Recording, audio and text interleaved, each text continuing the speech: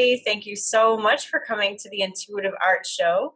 Today we're talking about dating for true love and what that means as a holistic being such as yourself. We have expert Pamela Vandervoort with us. Hi. So excited to talk to her. And we've also done an intuitive art drawing about the concept of dating for true love, which I'm going to reveal to you, and then we're going to ask her opinion on it, and if it matches up with, what she's built her career on. And I'm so excited about this because she takes this idea, this concept to a whole new level and really gets into the spirituality of it and everything. So I'm very excited. If you've never done intuitive art with me before, you can follow along at intuitiveartacademy.com. We have a free class. So this is what the drawing showed up as, and it's pretty cool, right? It looks very symmetrical. There's color here, and then blue, gray in the middle. But the first color that was laid down is this brown, and brown for me is grounding. Mm-hmm. Since this is a lighter brown, it's more about, I think, I would say listening to yourself, being true to yourself in your day-to-day life as you go about, doing your errands and picking your job and being who you are. And then on top of it, the blue-gray to me is like an intuitive healing color. Mm-hmm. Like listening to your higher self, listening to your intuition, and having that be a very healing factor in your life. Mm-hmm. And then on the opposite sides here, pink is my love color. So that it is. And La Rose Quartz is pink, right? And that's got the pink behind you. Love that. Yeah. And then here, this is my color for ease. So an ease of being, because it overlaps this grounding, an ease of healing. And to me, ease also means like just being comfortable in yourself, being at ease in your skin and in the world. So does any of that kind of resonate with what you talk about? Yeah, I love it. And what I really, what kind of grabbed me initially is the brown in the background, right? And it's the circle. And to me, that's like, the circle is like holistic, right? Or like whole and complete. So, and it's in the background. So like you have this foundation of being a whole, complete, grounded person. So if you look at like my website and my logo, it's two complete hearts that overlap in the middle, which, kind of forms a circle as well. And it is about, and true love is about creating a happy, healthy, fulfilling relationship. So it's about coming to the equation, the partnership as a whole person. Like whenever I actually just saw this article, it was in People magazine about like love saved me, and you always hear these people, they're like suicidal, they're on death's door, whatever, they're, and love saves them. And I'm like, oh boy, this is just going to be a catastrophe waiting to happen. Because love in that format, right, looking for somebody else to complete you doesn't work. But I love your drawing with the whole complete circle of groundingness in the background and as at the foundation. So I love that. And I love the ease, the green for the ease, and the pink for the love, because another element of a true love relationship is that the relationship has ease, like it doesn't have drama. And that is a very soothing and relaxing picture as well. Like the picture in itself is very harmonious. It's very congruent, and there's not a lot of drama in a happy, healthy, fulfilling relationship. You really people who are able to achieve that relationship are able to then kind of go out and accomplish things in the world. They're able to use their relationship as like a place to start to use their creativity out in the world, because they're not sucking energy or losing energy or being in like drama and combativeness with the other person. So they have this freed up energy to start to, have creative expression. So I really like that. And I like the blue in the middle. Blue to me is emotions too. And it's like, it's an emotional balance, and the way it spread out like that was like, to me, like a very, emotional balance. It's equal, it's not like all this splattering of emotion on one side. You know what I mean? So I love it. I think it's perfect. Cool. Yeah, I love it. intuitive art. So why don't we get to know you and how you got into this work? Because I think it's a story that a lot of people can relate to. I'm divorced as well. So why don't you tell us how this came about for you? Well, when I was doing my master's degree in spiritual psychology, we had to do a second year project for our master's degree, sort of similar to like a thesis or something like that. So I had started dating again at that point, and it was after my divorce. It was like later in life dating or whatever. And it was very complicated. Like in the past, I had always just sort of met somebody, fell in love. I was a serial monogamist, and all of a sudden, like, it seemed just more complicated. So I taught this program, like Conscious Relationships, because I think what happened for me and for many of the women that I work with too is that when you reach a certain point of having a certain amount of failed relationships, sometimes it's one, sometimes it's a series of them, you start to apply more of like a consciousness into the relationships. And that's when things get a little bit difficult because you're not willing to just jump into it with just anybody. You sort of, you see like that didn't work. So now where do we go from here? So I taught this program, Conscious Relationships, and I ended up with a bunch of single women. And then, several of them found love just like at the end of this like 8-week program. And I wasn't really shooting for that as a goal.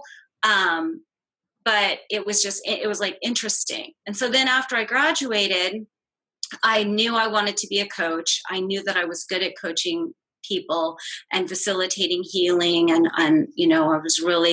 I knew that was my life's work. So I started a group for goal setting. And then it was women who joined my group and they were like, I want to manifest beloved love.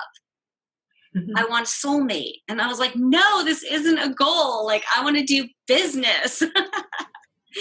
And they were like, no, you help these other people. Cause we shared about it in class or whatever. They're like, you help these other people, you can help us.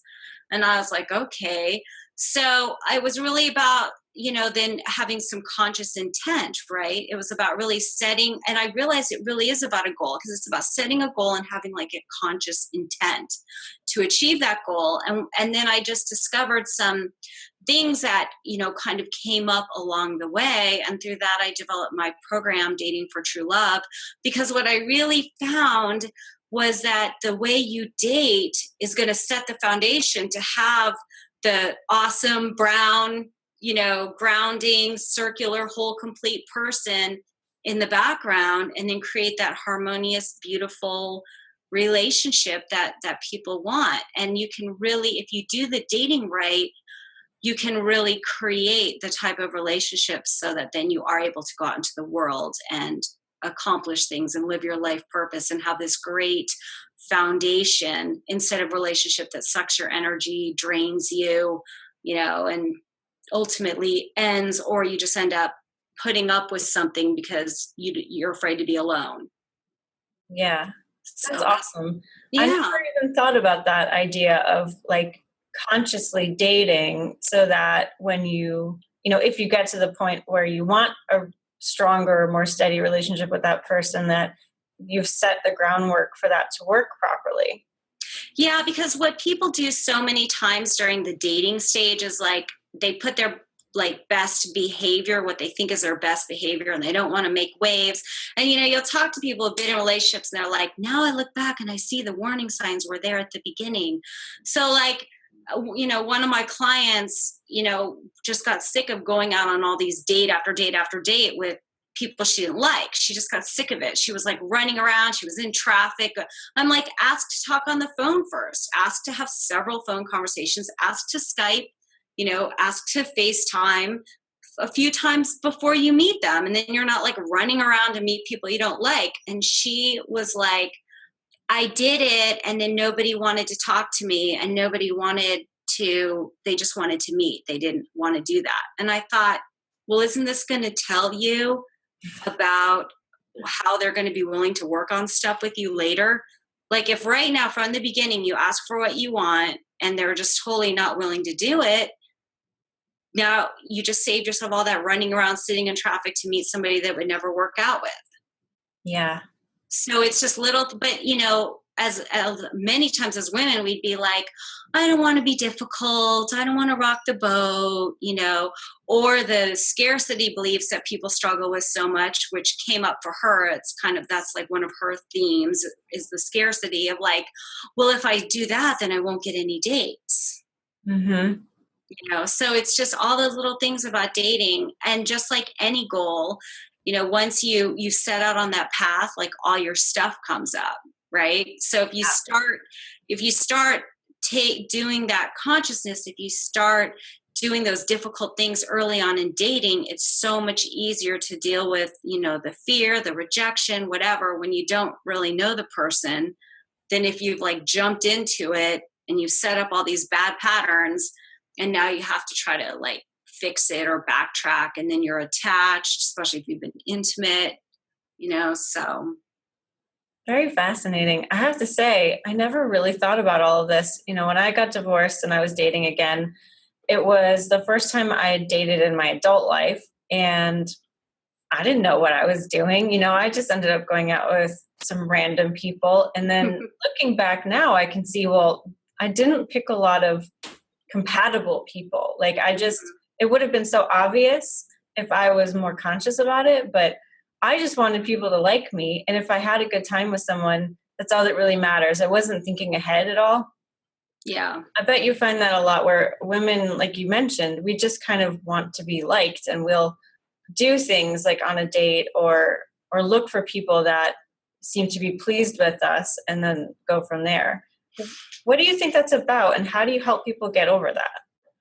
I think that some of that is just plain old conditioning and programming. I mean, I think that just we've been programmed to do that, to sort of like, if you want to look back on survival times, if people were pleased with you, if they were happy with you, then you got to eat and you got shelter, and, so there's just some basic survival stuff. And what I really talk about for me with true love, what I believe the world is about, what I believe my master's degree in spiritual psychology is about, and what we're doing right now in the world is we're moving out of this survival way of being into this fulfillment way of being, right? Like the happy, healthy, fulfilling relationship. We want fulfillment in our work, right? We don't want, people like you, people like me, many of the people in our community, the coaching community.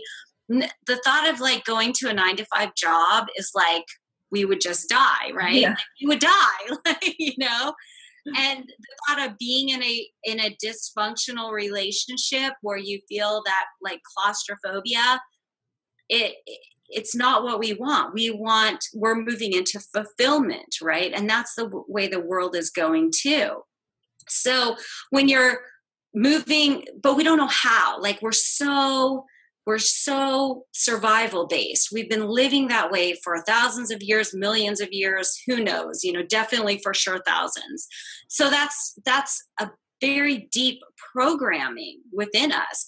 And I think a lot of the fear that's going on in the world right now is about moving out of this survival based, and it's triggering like us on a deep inside level, So when you're dating and you're dating for fulfillment and you're dating for a happy, healthy, fulfilling relationship, it's going to trigger all of this stuff because every basic instinct of survival is like, meet the next guy, have him like you, hook up with him, marry him fast, or you might die.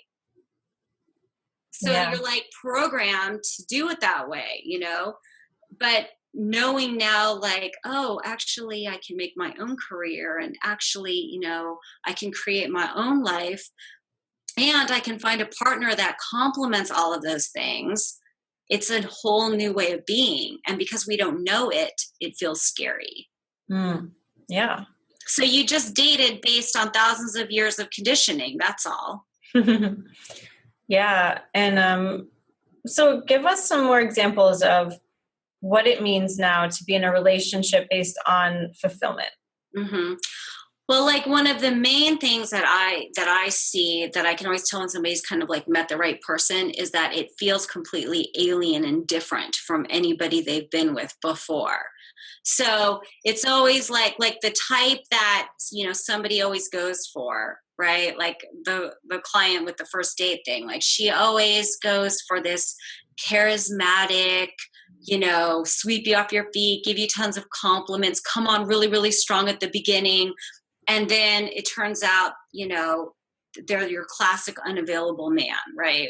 They're kind of narcissists, right? So it's like, well, narcissists have that charismatic, charming intensity, come on really strong, sweep you off your feet. And then when it comes to like being in a real relationship, they go away. So for her, and she's like, I just like that charisma. I just like that charisma. I just need to feel that chemistry. And I'm like, you're feeling like the feelings that narcissists bring out in you. So it's retraining yourself to like, and being aware of maybe what you were attracted to before isn't necessarily what you want to be attracted to now. I truly believe that attraction and chemistry can often be a choice. And it's just, and it'll show up by like, you'll hear those people who are like, we work together, you know, or we worked on a project in school, and they would have never given this person a chance ever, right?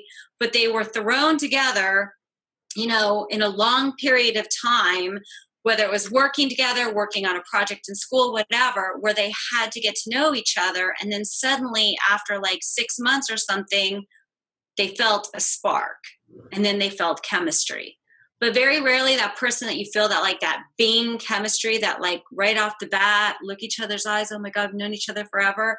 To me, that's like your old patterns and your old stuff just being triggered, and you feel like you've known them forever because you dated them like they were the last 5 guys that you dated, right? Just the same guy, different name, right? Yep, I've had that experience. Yeah, I married someone who with that Bing thing, and it was great for a little while, but it wasn't very healthy. And the person I'm with now, I've actually known for 20 years, and we were just friends for a very long time, and then that happened, and it was different, and I knew if we got into a relationship together that it would be a very long-term thing just because it was so different. Yeah. And you had that foundation, and it wasn't just like, you know, all of your stuff coming up to be. By then we'd worked out all of our stuff with our exes. Yeah, right. So you were ready for each other. That's exactly what I'm talking about. That's exactly it. So, and I think one of the biggest things we both learned is that you have to speak up. Like in my first long relationship, I never asserted myself. I didn't have an opinion on anything. It wasn't important for me to have needs or get them met. And it wasn't anyone else's fault. I was the one not offering up that information. But then I learned I have to be honest. It's important for me to feel included and acknowledged and all of that. So I'm sure that's a natural evolution that you see all the time. When things go wrong, you learn from your mistakes and then you know better next time.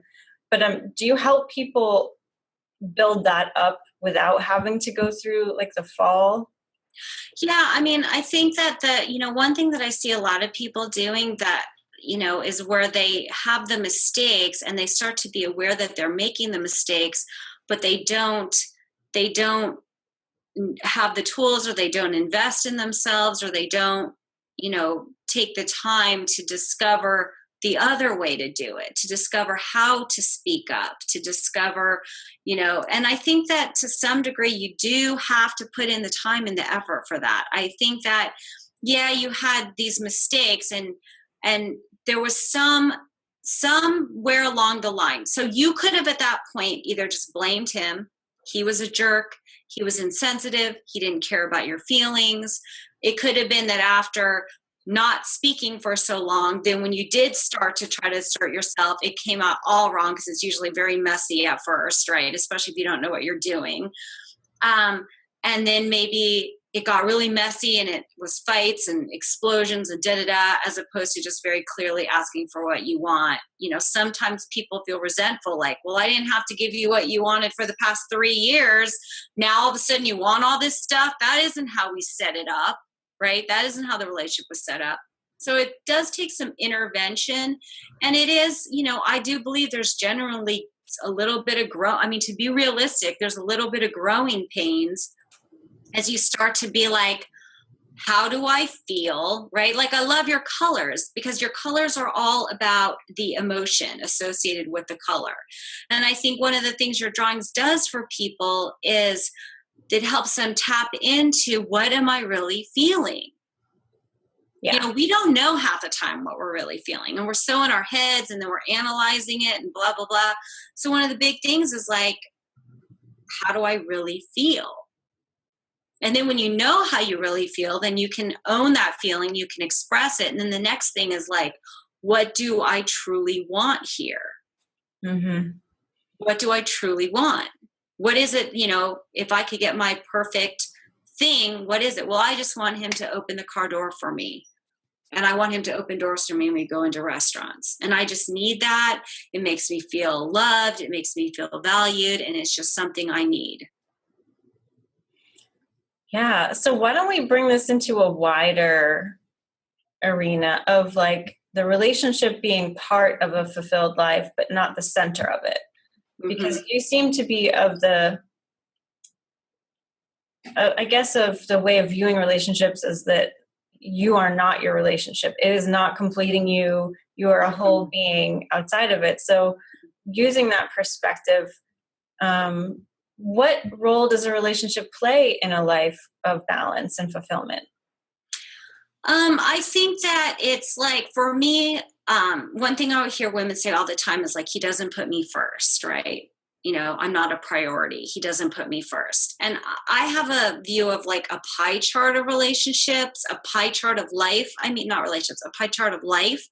And like, all things should be equal. We have this stereotypical view of like the man with a career, and his career comes first and making money and And then you'll hear these masculine, feminine people, and they'll be like, the man has to be on purpose, or he can't love you because he's not on purpose. And don't even deal with the guy who's not on purpose because he's got to have that. And I'm like, maybe, but I do believe that, in today's world, there are men that are going, I love my career. It's important. I want to have a career, but I also want to have a relationship, and that's really important. And now there's this whole self-care movement, which I think is super important, right? And so we're all like going, okay, we all need self-care. The men don't have self-care because they're busy making the money, climbing the ladder, and the women don't have self-care because they're busy taking care of their family and putting everybody else first, and whatever. But we're all starting to go, hey, it's important that we have this. And then there's like spirituality and connection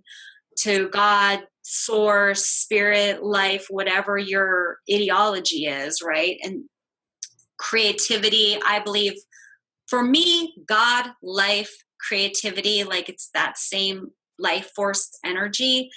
And I believe we all need to take time to connect to that. So for me, like with your drawings, you're connecting to God, to life, to spirit, right? Mm-hmm. Through the drawings, your higher self, whatever.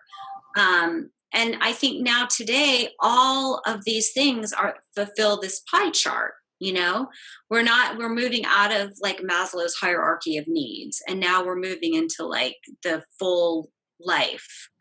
And I think that in getting into a relationship, it's good for you to have your own pie chart pretty full, So like, if you don't have a good balance of self-care in your own life, then you're going to have a really hard time in a relationship. If you don't have a connection to source, creativity, God, whatever, during the tough times, you're going to have a hard time in life without faith. You're going to have a hard time in your relationship without faith, because your partner together over a certain period of time is going to go through something that you don't like. It's going to make you uncomfortable. It's going to trigger you. And without faith, without being able to turn to something beyond yourself, it's going to be really hard to deal with this person. You don't want to start to try to control them and all of those other things, right? So for me, when I start people on their path to finding true love and we set up their dating action plan, it's not like just go online. It's like, let's find your interests and hobbies, pursue them. Let's take time for, exercise, dance, Zumba, whatever. Like, I always think those are really great exercises when you're dating, like do all of it's a holistic approach so that you don't just like lose everything into this relationship because you're looking for somebody from this place of not having.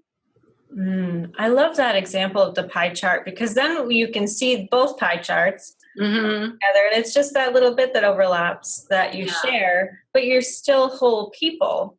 Yeah.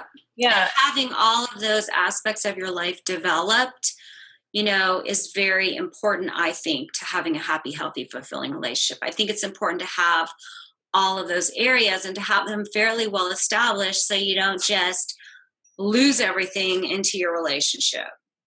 Yeah, and I'm sure it makes these people more interesting too. Yeah. If you've got a life going on, I think it's a lot more attractive to other people because you have more life force in you, Yes. Well, and like, that whole expression, the watched pot never boils. And like, if you've ever been waiting for something, and time is so relative, right? So like, if you're waiting for something, 30 seconds is like so long. Like if you and I are sitting in silence for 30 seconds, people would be like, oh my gosh, like it would be so uncomfortable. But if, people were like doing something else or, we are talking, engaging, 30 seconds, like where did the time go? So if you're so all intense about this relationship and this person, you're like wondering when they're going to call, you're thinking about them all the time, it puts too much pressure on the relationship. But if you have this, busy life and they don't call for 3 days and you've got this fulfilled life and you have all these great coping mechanisms for dealing with yourself, right? You're like, and they call in 3 days, you're like, wow, they called so soon, oh, I heard from them so soon. How nice. As opposed to, oh my God, it's been 3 days. Am I going to hear from them again? Are they going to call me? Oh my gosh, maybe they don't like me. Maybe they're seeing somebody else. Maybe they're in a relationship. I mean, two totally different ways to date.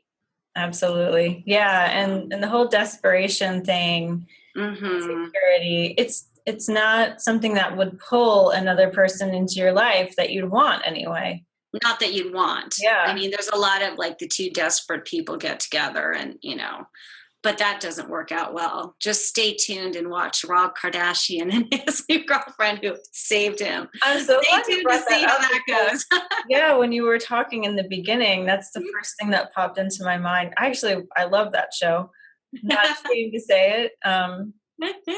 And you're recording this. No, just kidding. Yeah, no, I'm fine with it. I'm kidding.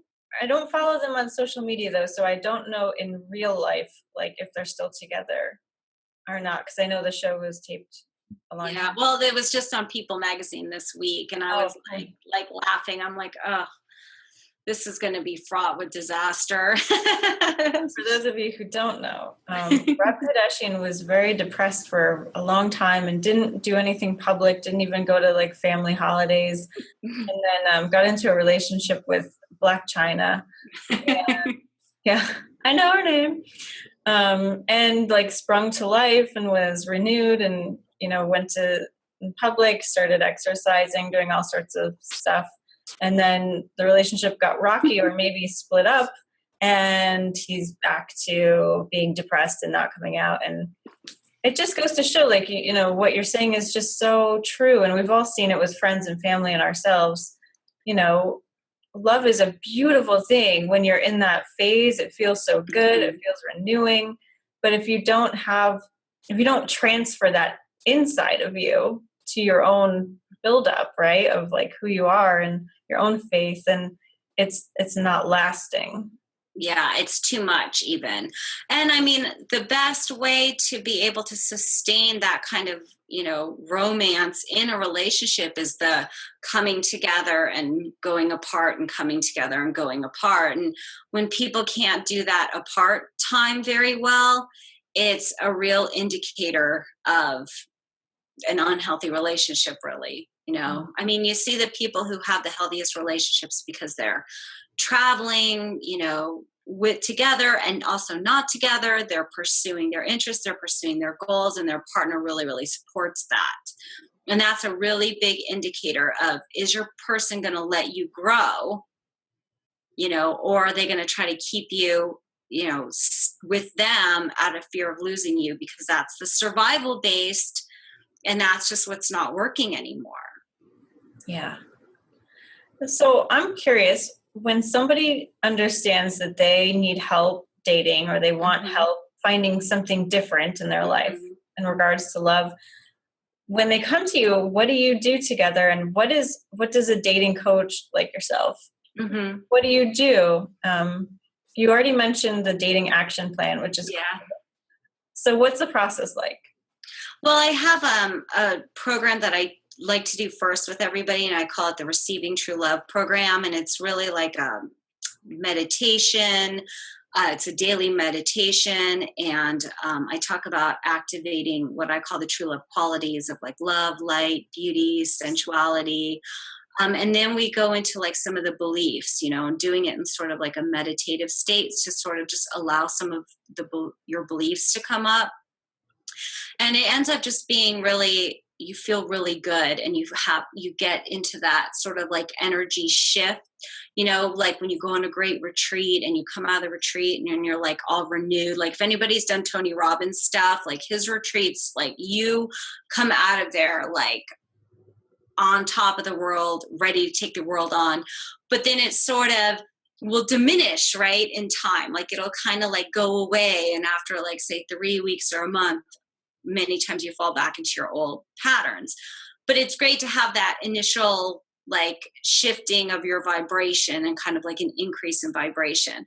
And then we work on, and then there's the magnetized true love period, where we really work on like your deep set beliefs. We do like a deep dive into your relationship history, and we look at your relationship patterns. We come up with a dating action plan. And then it's really, for me, like a co-creative process with life. Like when people do my program, it's so great to see like all the stuff that comes up, like just perfectly aligned with every step that happens, because it's like life starts to bring you what you need. And there's times that it brings you things that don't feel good, but it's all for clearing and for healing. And what's cool is that they have me there with them to be like, you're on the right track, and this is the learning, and you can move through it really quickly. So, so your stuff will come up, but when you have a coach or when you have a guide, they can help show you what it is, and you can actually really clear it once and for all. So I love that part. And then also really having just some practical dating advice, just some practical advice. Like I really show people, like I have 5 stages of relationships, starting with, casual dating all the way up to married. And I really tell you exactly how kind of a time period for being in each stage, and when it's time to move to the next one. So it's like, okay, now it's time. Now you've done the casual dating, which everybody, by the way, skips, and nobody ever wants to casually date. So then you do that. And then, okay, how are things playing out to where now I want to go into the evaluation stage? Okay, you want to be in this stage for a certain amount of time, and here's the things that you do during this stage. And, if all signs point to go, you get to move into the committed stage. So it's really practical too, so I love combining the inner growth with like practical real life advice. If the guy is not calling you, if he's, standing you up, if you haven't dated him a certain amount of dates in a certain amount of time, you are not ready to commit to them. That's plain and simple. Yeah. Like you should have 10 dates within, a month to 6-week period of time, or you should not even think about committing. And then you don't commit without having a discussion about it. Mm-hmm. You know, just A lot of people just because he's assume calling that you every day, you are not committed. Yeah. Yeah. That's not and because you're sleeping together, you're definitely not committed. That does not mean you're committed. That doesn't mean it. Some people it does, and a lot of people it doesn't. So. Mm-hmm. Yeah, here's this theme again, right, of being explicit, of like saying what you need and want and desire, and having consensus amongst the group about what it means and what you're getting. Yeah. And being willing to have those tough conversations. And I do a lot of communication stuff, because it is so amazing. Like when you're talking with your own life, how it's so hard for you to ask for things. Like I will literally do scripts of how to ask for stuff. Like, and I'll be like, follow the script. Don't rely on your own. No, that hasn't worked before. Just follow the script. It's fascinating how hard it is. I mean, it is fascinating how hard it is. It even really still, I mean, I've been in this relationship for 5 years now, and it's still hard. It's because we have, I don't know, I have such anxiety sometimes, because me and my partner are very different people. I'm much more like adventurous and spontaneous and out there in the world, and have my own business, and he's very secure and grounded and, you know, plans things out, and we're very complementary. But sometimes my crazy ideas, I'm so afraid to bring him up. But you know what? He's just the best guy, and he's always on board. And even if we need some tears or work things out, we normally come together.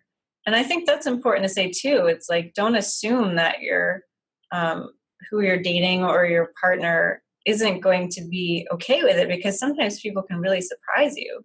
Yeah. And what do you have to lose? You know, if you don't try, it's not going to happen anyway. You lose yourself, right? Like if you're not true to yourself, then what are you doing? Yeah, exactly. So I know it is. I mean, I've had people like hyperventilate at the possibility, or I've had people like cancel appointments with me because they didn't have the conversation. Oh yeah, I can definitely. And I'm like, this is the time that you don't cancel the appointment. This is the time that you show up. Well, I could see your value to people being absolutely immense, because I think right now, especially, we're having these kinds of revolutionary moments in relationships, and even in the structure of relationships. I don't know how you feel about it. Some people are more comfortable with like an open relationship kind of thing. I'm one of them. I've had open relationships in the past, and they really worked for me. And my partner and I just kind of are transitioning into a more open state where we're both like free individuals, even though we love each other and we're still living together. Have you found that in your work? You know, I don't really do that, but I have like several colleagues that do. And I absolutely know that it's definitely a thing. Like it's definitely a movement. And I don't really have any opinion about it, other than, you know, both people have to really be on board. And I think that it's best to try to set it up with some kinds of like agreements. Like for me, relationships are all about agreements, right? And it's making an agreement and keeping it. So even if the agreement is to have an open relationship, then you have to still have agreements about that both of you keep, right? So, you know, I don't know what that would look like for people, but I think that is the key thing to making that work. And of course, like all agreements, you think something might be okay, and then you do it and it's not okay, right? But you thought it was. When you entered the agreement, you had the best intentions of that being a good agreement. So then it's really important to, you know, kind of like circle back to each other and be like, so how's this agreement working?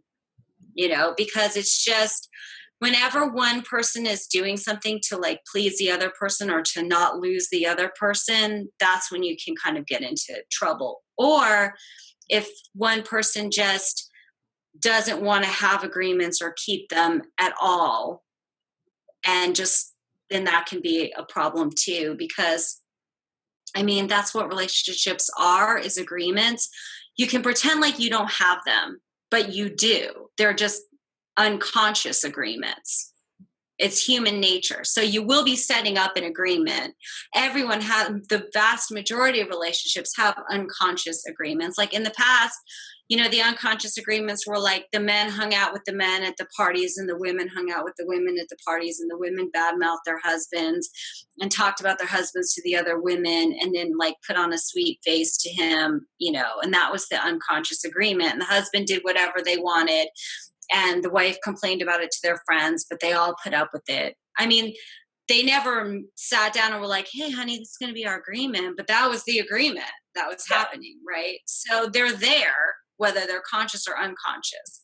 So to make it work, I think you have to have discussed conscious agreements. Absolutely, yeah. And, you know, making those unconscious agreements conscious, even if you're not wanting to change anything, you can even just talk about, you know, how the dynamics of what you've created together.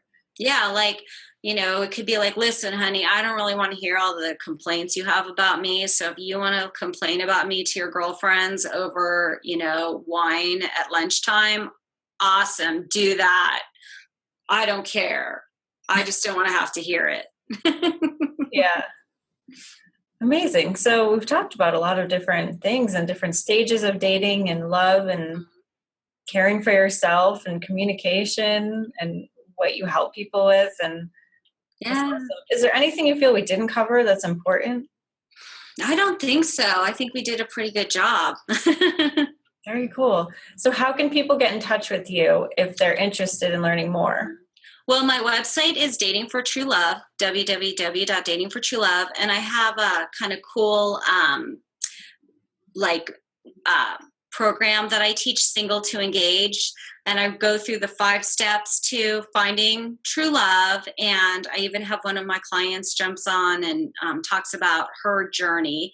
And so that's just available right there on my website. So go ahead and grab it and listen to it. I also have a quiz to see if you're relationship ready. So you can go ahead and take that quiz. That's kind of fun too. So yeah, you know, I'd love to hear from you. Grab some of my freebies, take my quiz. And then of course I'm Pamela at Dating for True Love. If you have any questions, I'd be happy to talk to you. Awesome. And I'll have all of that in the show notes as well. Great. So thank you so much. This was such an amazing conversation. It's so nice to see that there are people out there doing this work and really helping people through those hard, I mean, it's hard. It's not, I'm not going to sugarcoat it. At least it was and is for me. I mean, it's a whole new way of being in the world, right? Like where we give credence to our own self and our desires and our needs. So thank you so much for doing this. You're welcome. You're welcome. Thank you. Thanks for having me. It's been fun. My pleasure. Bye. Bye. Thank you so much for watching. If you're new to intuitive art and you've never done it with me, go to intuitiveartacademy.com for your free class. You'll learn how to have a conversation with your higher self in 3 easy steps. That's intuitiveartacademy.com. And if you're already a pro or you've done the free class, and you want to learn more about creating abundance from your purpose, go to workyourpurpose.com and you'll watch a free video series all about what it takes to create a purposeful income from doing what you love. All right, enjoy, and I will see you later. Bye-bye.